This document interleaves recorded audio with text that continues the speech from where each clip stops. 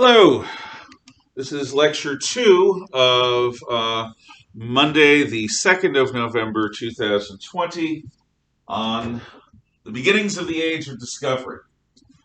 Now, the other great thing, aside from the Catholic Protestant split of this period, or one of the other great things, there were many, that distinguishes it is the fact that we are beginning to have Europe contact the rest of the world, which is something that's going to be a factor in the rest of the course.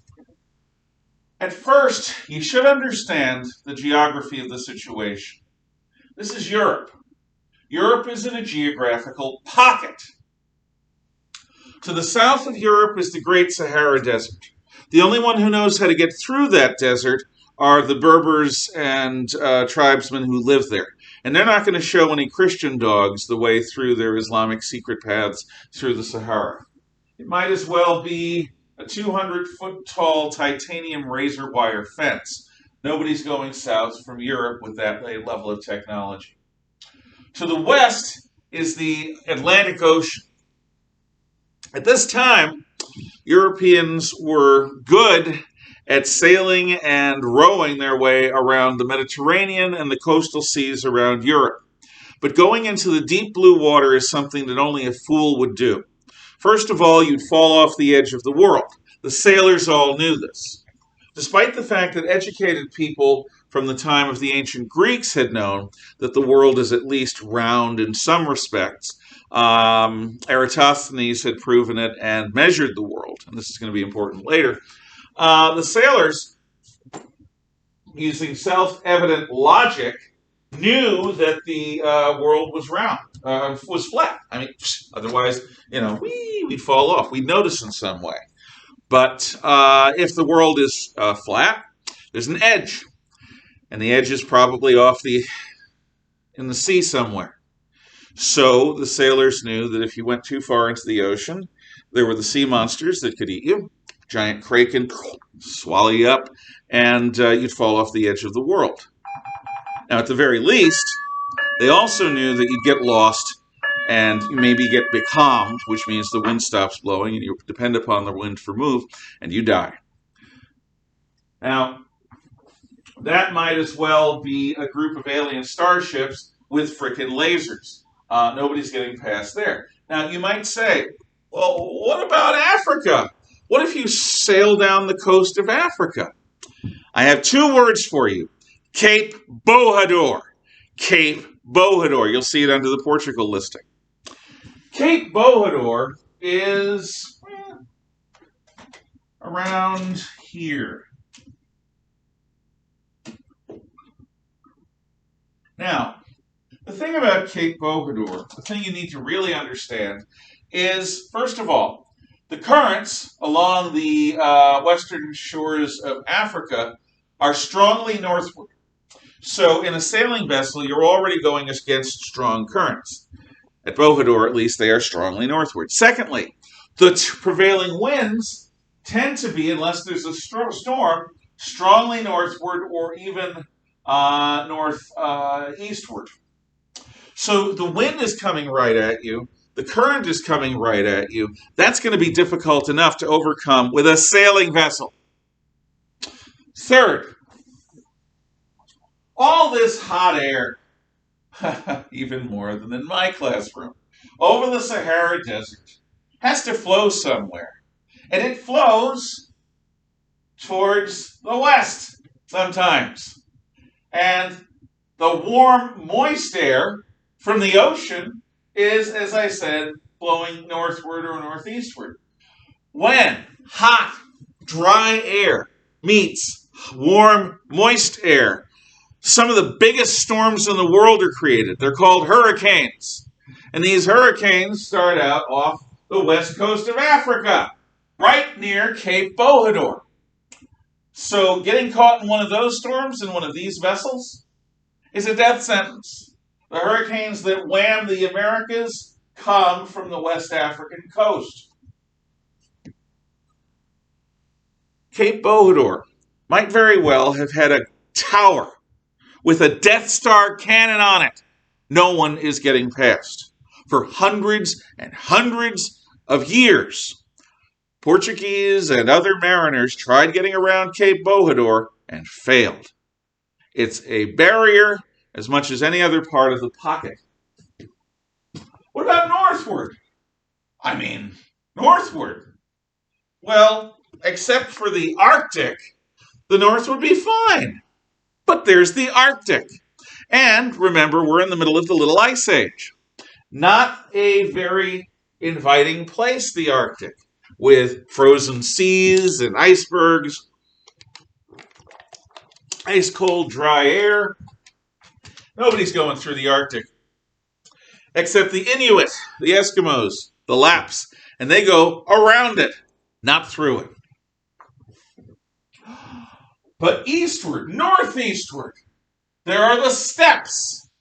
Steppes. I should probably spell that for you. Steppes.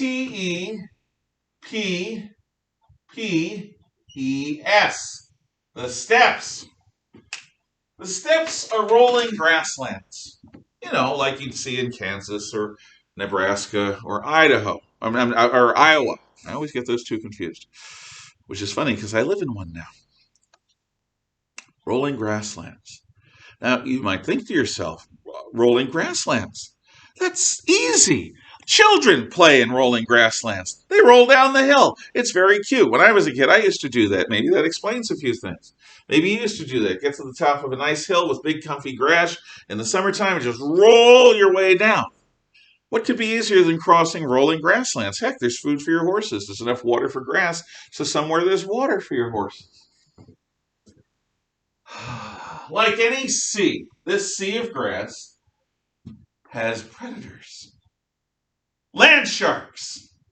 Not in the form of a creature, specially called a land shark with a fin and everything, although that would be cool but creepy. Tatars, Huns, Mongols, Manchus, other Turkish tribesmen. The land is filled.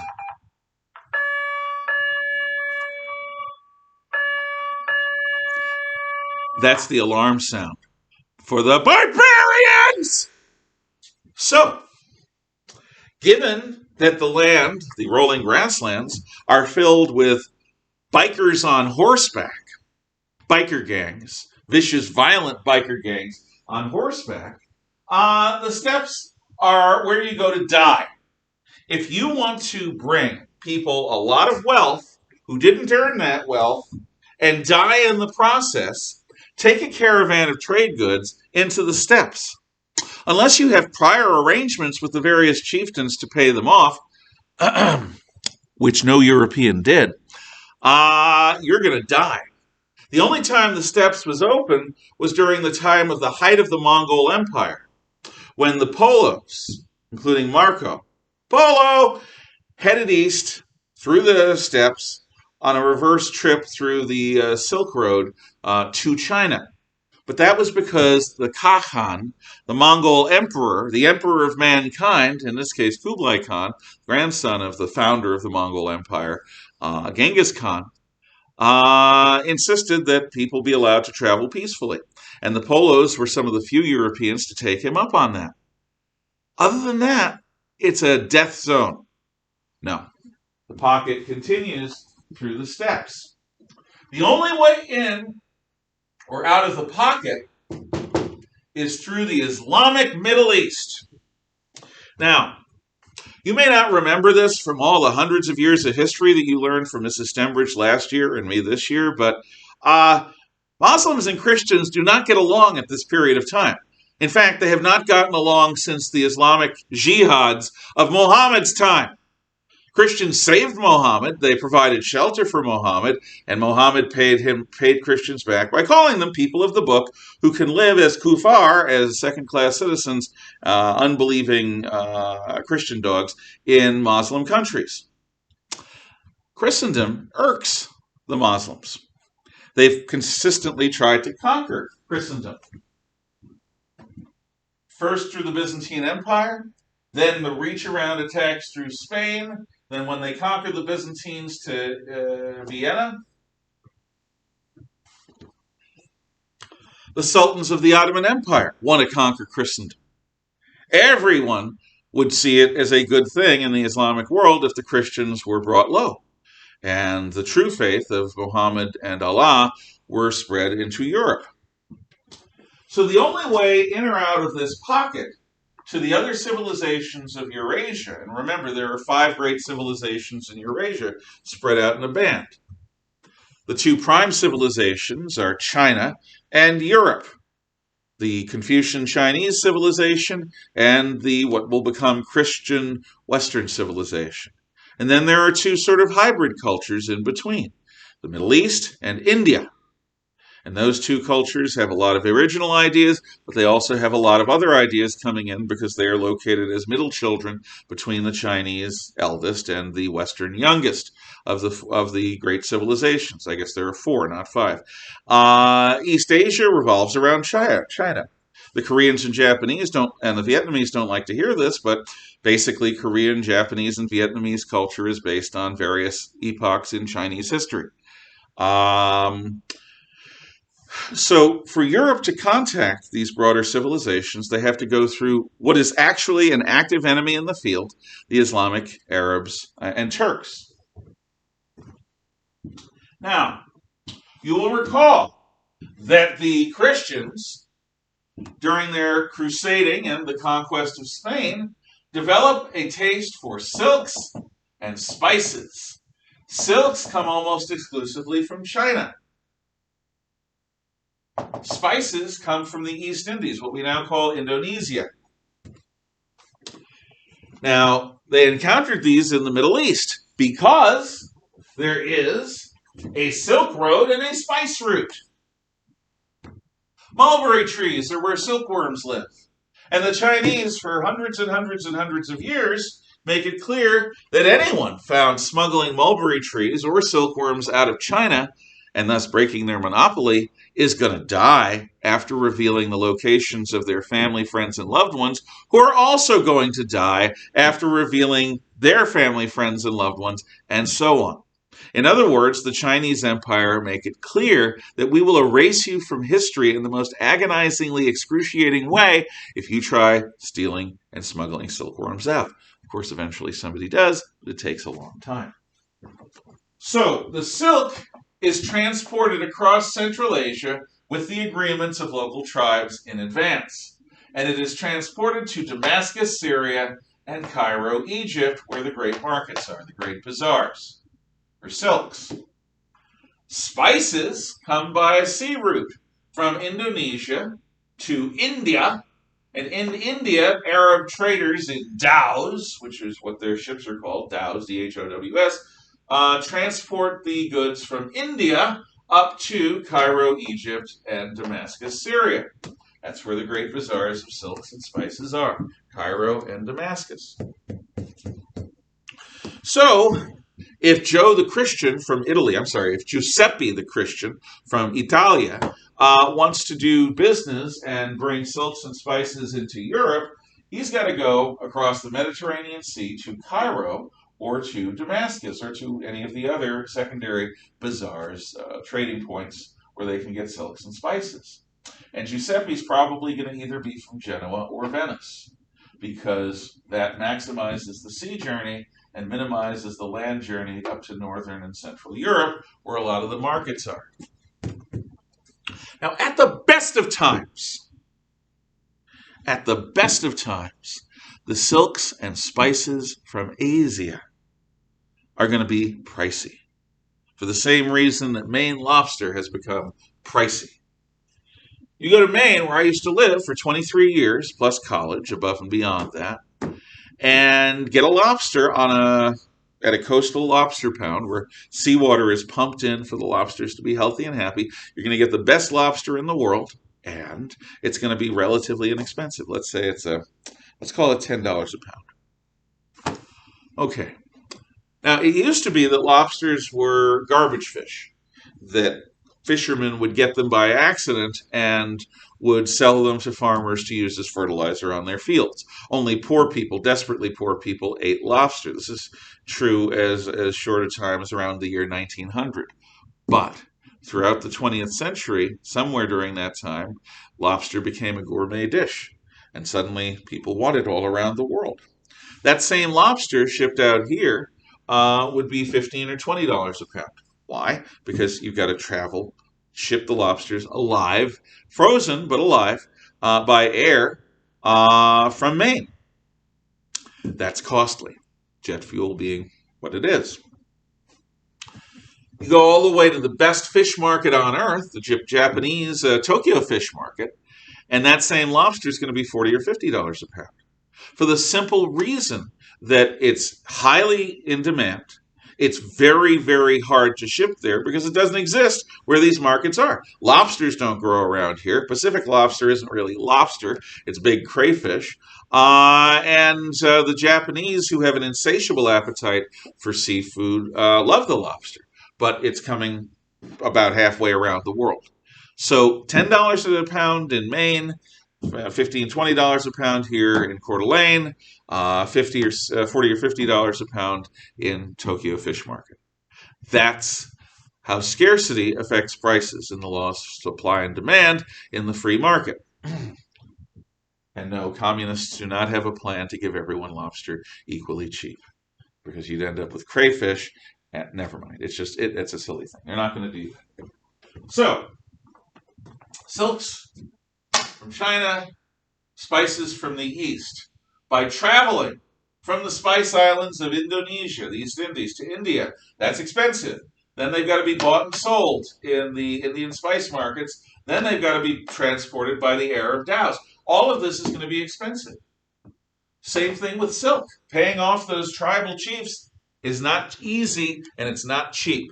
So, the price is going to at least triple or quadruple or maybe quintuple by the time it leaves its point of origin and arrives in the markets of the East. Let's say it quadruples. Let's say a bale of silk is 4 times as expensive in Cairo as it would be in Suzhou. Okay. And same thing with a pound of, saffron. 4 times as expensive. It's probably more than that. It's probably 5 times. If Ahmed, in an Egyptian Muslim, is selling the silk and the spice, and Ibrahim shows up from down the street, if the price is 4 times as much as it would have been in China, he's going to charge extra for his trouble as a marketeer selling it. So he'll sell it if he bought it at 4 times the amount, he's going to sell it at 5 times the amount. That's to a fellow Muslim believer. He might sell it for a slightly higher price to a Muslim from, say, Istanbul or from Tripoli. But if a Christian shows up, the Christian tax is invoked. There's no official Christian tax, but everyone knows that Christians are going to pay at least a lot more than any Muslim. So the Christians have the price of their goods jacked up to 8 or 9 times the price, maybe 10 times the price. Why? Because they have no choice, the Christian dogs. They are going to come to the Middle East, and they're going to get what they get, and they're going to pay what we tell them to pay, and they're going to like it because they have no other option, no other choice. So this Christian tax is extortion, which every Christian who's involved in the silk trade or spice trade understands. So you end up with silks or spices being ridiculously expensive by the time it gets to Ghent or Holland, anywhere, or Amsterdam or Antwerp or London or Frankfurt or Paris. It's going to be much, much, much, much, much more expensive because of the Christian tax, in effect doubling the profit of somebody, turning it from 4 times as much or 5 times as much to 8, 9, or 10 times as much as it would have been worth in Suzhou, China. People do not like to be taken advantage of. They don't like to be extorted. And that's exactly what the Islamic traders are doing. So the Europeans are going to find a way around, a workaround to this problem of silks and spices. They are highly motivated to do that because every time they buy silk, they feel the gold being sucked out of them illegitimately just because they're Christians. Okay, how is this going to happen?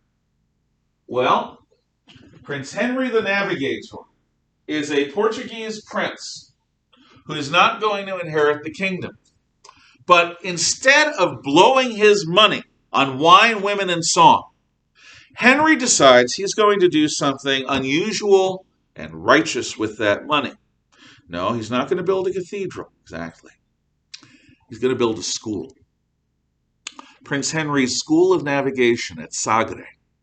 Sagres, spelled Sagres, is a peninsula on the Portuguese coast, where still there exists the buildings that Prince Henry had built. Now, what is important and special about Henry's school at Sagres? Henry brings in the most interesting professors. He brings in three types of people.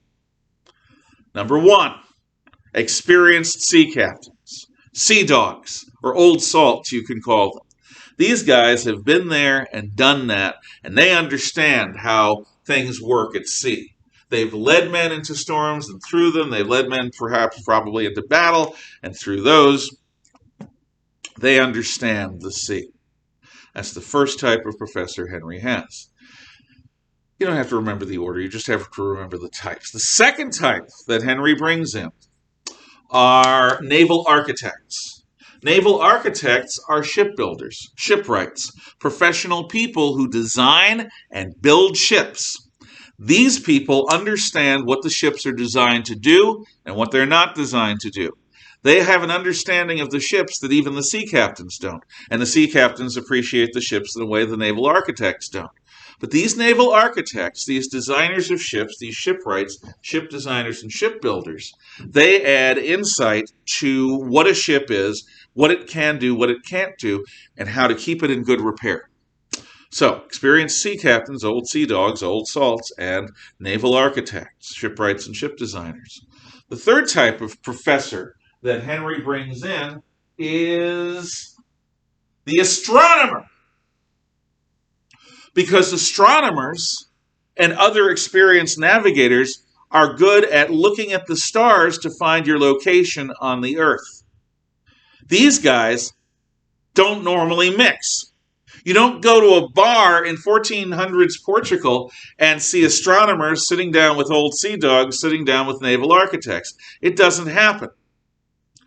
But at Henry's school, he purposefully brings them together because to him, that is the gamut of people who are involved in deciding how things happen at sea, in figuring out how ships work and how to use them to the best effect. Because what Henry wants to do is circumnavigate Africa to get to the east and bypass the Islamic middleman. And if Portuguese ships can do it, Portugal will rise in power and wealth. And this will be Henry's gift to the world and to Portugal. Not to the Islamic merchants of Cairo and Damascus. Understand how important it is to cross-pollinate ideas. When I was in college, especially during my years of night school, I worked as a security guard at Bristol Myers Squibb's premier brand spanking new research facility in Wallingford, Connecticut. I did that for close to 5 years when I was finishing up at Bates and when I was going to night school to get the rest of my BA. It was a good job. I got about $30,000 a year in 1990, 1991, and I was in my early to mid-20s. It was a good job. It paid well, and it was interesting. And one of the interesting things was being in this state-of-the-art facility. It was like being on a starship. And they had really invested in beauty as well as in functionalism. This was on a campus that was like a medieval castle's fief. It had a couple square miles of countryside, and it was located on a hill, so it looked over the countryside again like a medieval castle. It was in the shape of a big W, if you looked at it from the sky. And at the joints of the W is where interesting things were.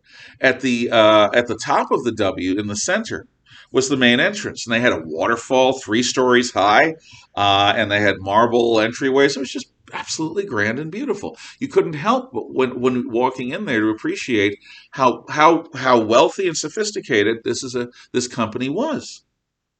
And at the two knuckles of the at the bottoms of the W's, one was the library, and they had an incredible library for science, and the other was the cafeteria. Now the facility was 4 or 5 stories tall. And at these nodes of the W, you had from bottom to top 5 stories of vertical space with windows on one side looking out over the countryside. And if you were on the 4th or 5th floor, you'd go out and there are these little ledges with bits of trees and little couches, and you could sit and, well, it was the 80s, so smoke, or you could have a coffee and you could talk to people. Why did they invest so much money in these green spaces inside these buildings?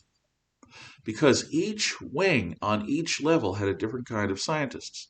They had oncologists, they had neuroscientists, they had cardiovascular scientists, they had pulmonary scientists, they had all sorts of scientists working on cures for disease. It was at my research facility where DDI, an early anti-AIDS drug, was developed. And to its credit, not to its stockholders' pleasure, they sold DDI at cost. Never let anyone tell you that the pharmaceutical industry is wholly evil. I was there when my company had invested years in getting one of the first effective anti-AIDS drugs on the market, sold it at cost as a almost charitable act. So they invested in this so that on their breaks, these scientists, these brilliant nerds and geeks, would come out of their labs and be in a truly magnificent, beautiful space that was comfortable, that was restful to the mind, where they could talk to one another. Because in talking to one another, the ideas of neuroscientists and cardiopulmonary experts might cross-pollinate. By talking to people of different disciplines, they might develop ideas that they never would had they been kept in the tunnel vision of their own speciality. Bristol Myers Squibb thought so much of the cross-pollination of ideas that they invested millions of dollars in extras in this building just to draw the scientists out and make them feel comfortable talking to one another. And it worked. It worked. So, Henry the Navigator's school works in just the same way. He brings together people of different disciplines, and the students of Henry's school become the premier mariners of Europe.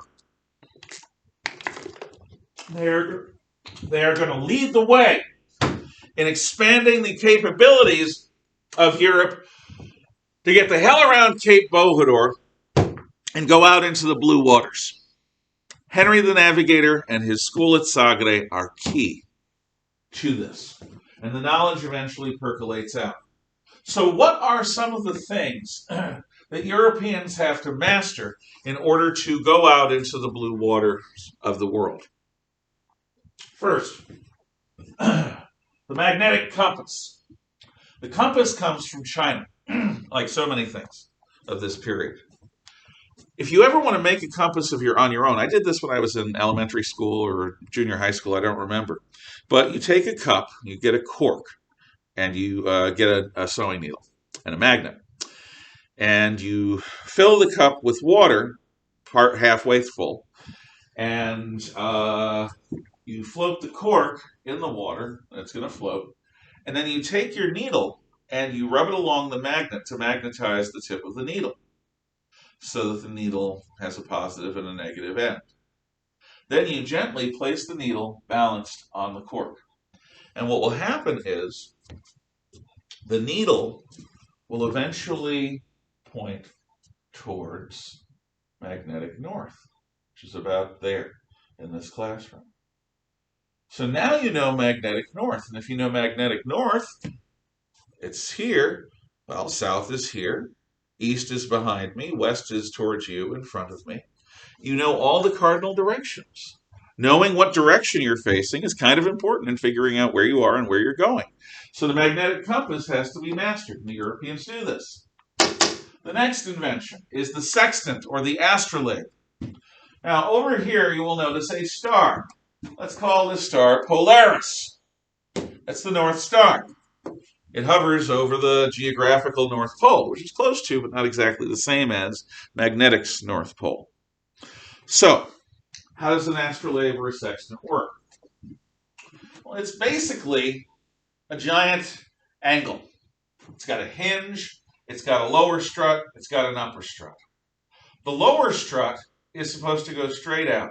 You hang a plumb bob from it, and that plumb bob is going to hang straight down. And you've got a 90-degree elbow joint angle here to make sure that your plumb bob is going straight down.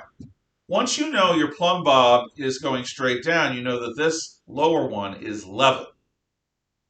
Then what you do is you take a sighting on a particular star, like, for example, the North Star.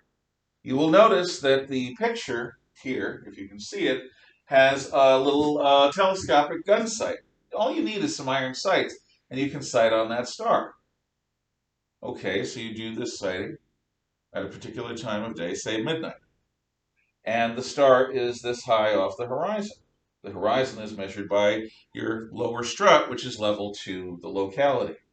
Now, on this upper strut is a banana clip shaped gauge with basically a piece of steel or iron that has a bunch of numbers in it that indicate the degree of angle. So, if this is the degree of angle, then Polaris is fairly close to the horizon at midnight, and you're probably somewhere in the mid-latitudes, maybe around Spain or Cape Bojador, or maybe somewhere in the Bay of Biscay. You are somewhere close to where the star Polaris won't even be visible anymore. Maybe you're a little farther south. So if I go north, what's going to happen night by night? What's going to happen night by night is at the same time of day, Polaris will be higher in the sky. If I go farther south, it'll be lower in the sky until I can't see it anymore. That tells me my north-south position on the surface of the Earth. It's either a blessing of God or an amazing coincidence that north of the geographic North Pole, if you shot a laser from the south geographic pole to the north geographic pole, that laser would hit or come very close to hitting the star Polaris. We have, therefore, a perfect navigational aid in Polaris in telling us how far north or south we are, if we're in the northern hemisphere. So, what about the southern hemisphere? Well, you have the Southern Cross, which is a prominent constellation in the south, and you have to do some additional calculations that I don't understand. But you can work your geographical position, your north-south position in the southern hemisphere using a few indirect calculations and some of the stars of the Southern Cross. But Polaris is perfect in the north. Now, what does that tell us? What is our position north and south? Well, that is latitude. Latitude is your position north or south on this sphere we call the Earth. And latitude is measured in degrees, 0 to 90. So if I was at the geographic North Pole and I was doing a sextant sighting on Polaris, I would have a 90-degree angle. And every time I moved south, that angle would get lower, and every time I moved north, the angle would get higher if I was in the northern hemisphere. So, sextants and astrolabe help you tell your latitude. And the most important line, and I don't have it level here because my globe is slightly off kilter, is the equator. The equator is the central line of latitude. Everything up to 90 degrees north is in the northern hemisphere. Everything up to 90 degrees south is in the southern hemisphere. The equator is the most important line of latitude. Now we come to a problem, a difficulty, because latitude and cardinal direction, if you have the right tools and know what you're doing, they're easy. What's hard isn't north-south, it's east-west. It's hard because in space, There is no fixed object. As we as we rotate on our axis and orbit around the sun, there is no fixed point east or west. Hello, dizziness. Whee! So, there's no fixed point, there's no Polaris that's going to tell us east-west distance because we're constantly in motion in a variety of ways. What to do? Well, eventually, we figure out the problem in time. Here's how. We develop a nautical chronometer. A chronometer, a chronometer, is a time measurer. Now, let's imagine we have a decent chronometer, which in the late Middle Ages would be a pendulum clock.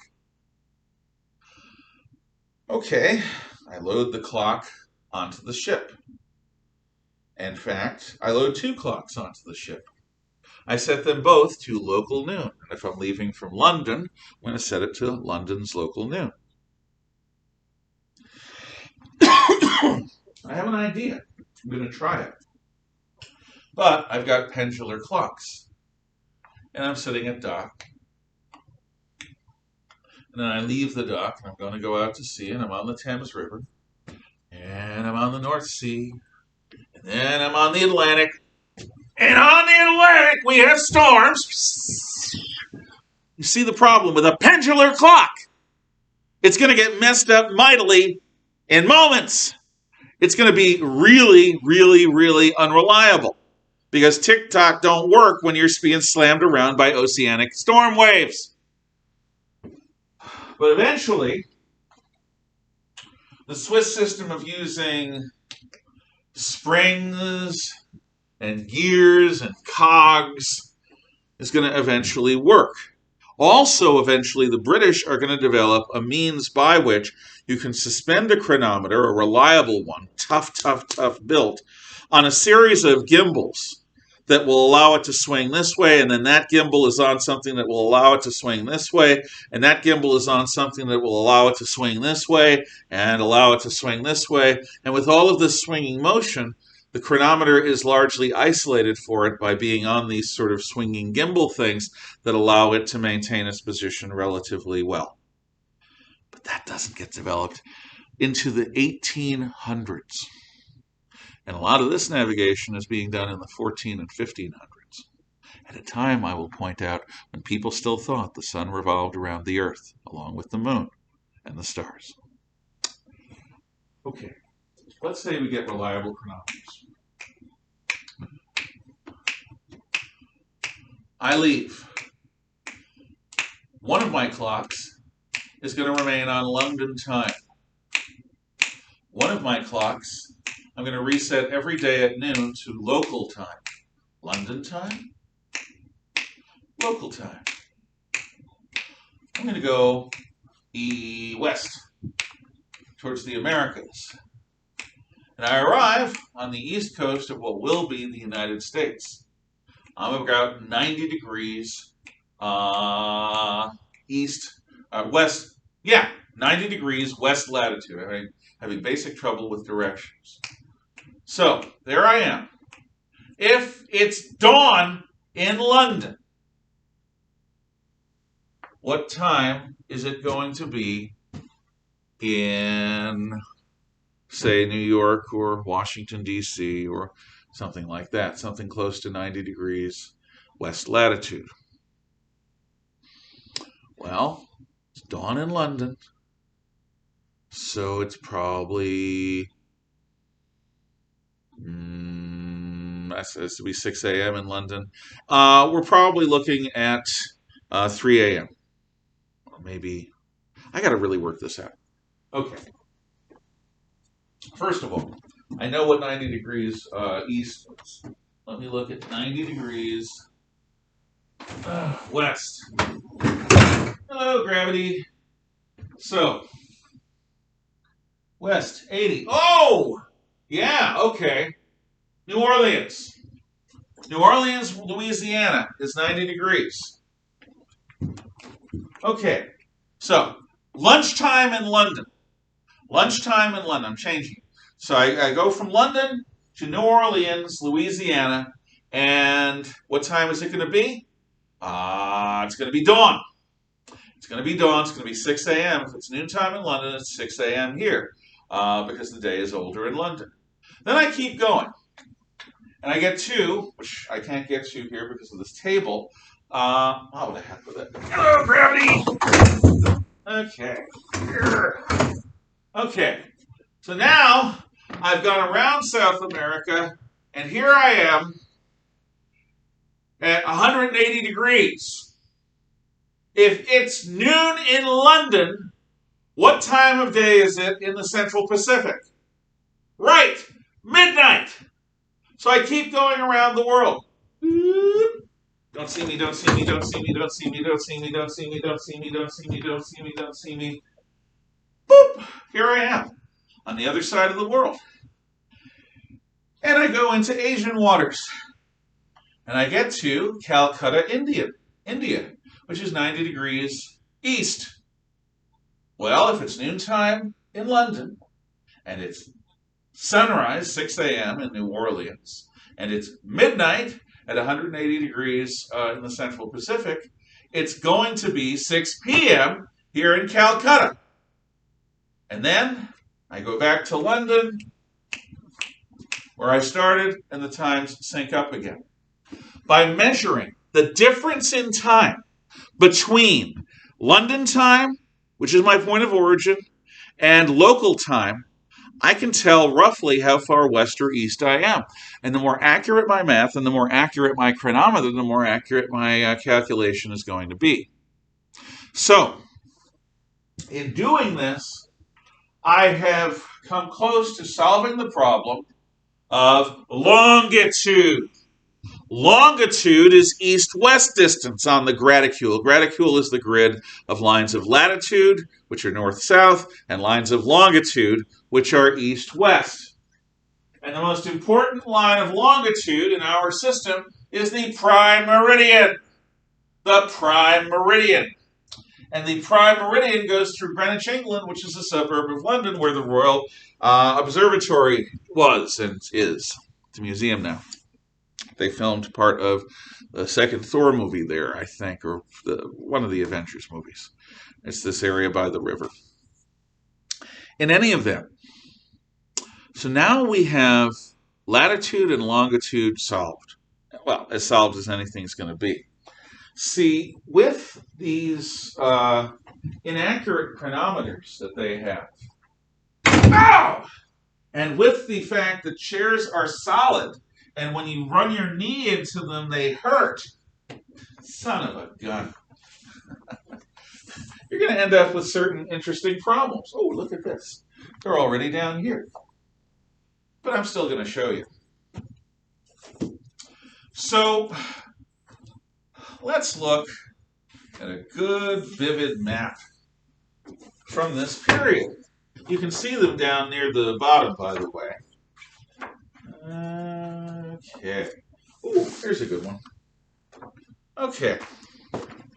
So this is a map from the period of the Age of Discovery. And you will note something rather odd about it. It looks like that the Americas have been through a carnival mirror. And as such, they're sort of distorted. Like you'll see down here. You've got the Americas all wider than they should be. And much wider. And everything's sort of scrunched.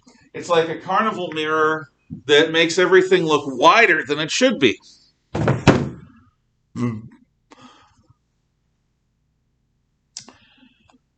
They're accurate maps. All of these scrunchy maps are, in terms of cardinal direction and in terms of latitude. What they can't get accurately because their chronometers stink on ice is longitude. As such, they guesstimate longitude and you end up with a distorted image in the wide. North-south distance, these are very accurate maps. Cardinal direction, these are very accurate maps, but not in terms of east-west, and that isn't going to really change until the late 1700s and early 1800s, and really the mid-1800s we get it reliably done. Now there's another thing that Europeans have to master, and that is the ships they use.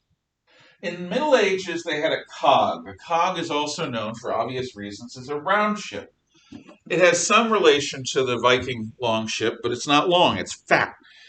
It's a cargo, it's a cargo vessel. It's designed to carry cargo, lots of it. But the thing is, this thing wallows like a pig in any kind of seaway. What that means is, because it's so round in all of its dimensions, oh gosh, you're going to get seasick. And also, since it has a fairly low freeboard, water's going to ship over the side. This thing is slow, it's clumsy, and it's not very maneuverable. But what the Portuguese do, using the inspiration of the school at Sagre and some ideas taken from the Arab dhow, is the Portuguese developed the caravel. And the caravel is going to be the ship of exploration. The caravel is built like a knife, like a wedge, rather than like a round ship. The caravel cuts through the water. It's much smaller than the round ship. It takes a lot less wind on its hull than the round ship, and its sails are much more efficient. Now, why does this matter? Let's say that you are the port city that the sailing vessel, needs to go to. And let's say that the wind is coming from you to me. I'm in a big world of hurt, except that I know something about sailing. So what I'm going to do is I'm going to try to catch the wind in such a way that I can go like this, and then catch it, and I can go like this. This is really much better in person. And then I can catch it and go like this, and then I can catch it and go like this. And by zigzagging, I can get closer and closer until finally I can go into port and sell my goods. This is called tacking against the wind. Tacking against the wind. Tacking against the wind. Now, the cog, in the same situation, can only go a little bit into the wind. So it's back and forth and back and forth. And it may take him a week or two, if ever, to go upwind against this prevailing wind coming from the port. But a caravel can sail much closer into the wind. So instead of taking a week or two, the caravel can catch the wind and can get there much, much, much more quickly. Maybe a few days. Caravel is small. It has a fairly low depth into the water. Draft, it's called. And that means because it doesn't ship that much water, you can go through shallow waters without getting a rock into you or without getting stuck on a sandbar. The caravel takes a very small crew. Very small crew. And the caravel, equipped with whatever they had as chronometers, with a captain a navigator who knew how to use a sextant or an astrolabe. They're basically different words for different variants of the device. And compasses, and who had good charts, could probably, they would be the ones to discover strange new seas and to go over the horizon. The caravel is the key. Finally, gosh, it's good to have gunpowder, because gunpowder is going to allow the exploration voyages to become something other than an exercise in masochistic futility. If you show up on a foreign shore that's hostile, it's nice to know that you've got guns, especially if they don't. Nobody else did, except the Europeans. Had guns. Good for the Europeans. Graticule, remember, latitude, most important line of latitude, north-south is the equator. Longitude is east-west. Most important line of longitude is the prime meridian, which goes through London. By the way, one of the things the Napoleonic Wars was about was which prime meridian we would use. There are still places on Paris street sidewalks where you can see where the prime meridian was in Napoleon's empire.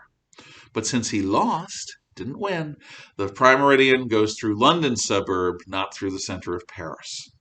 Sorry, Frenchie. Rule Britannia. So, what are the results of this? Well, we'll talk about that next lecture. We are going to, by the way, do the Age of Exploration, but it doesn't look like we're going to do the Conquistadors or the Scientific Revolution this week. See you next time.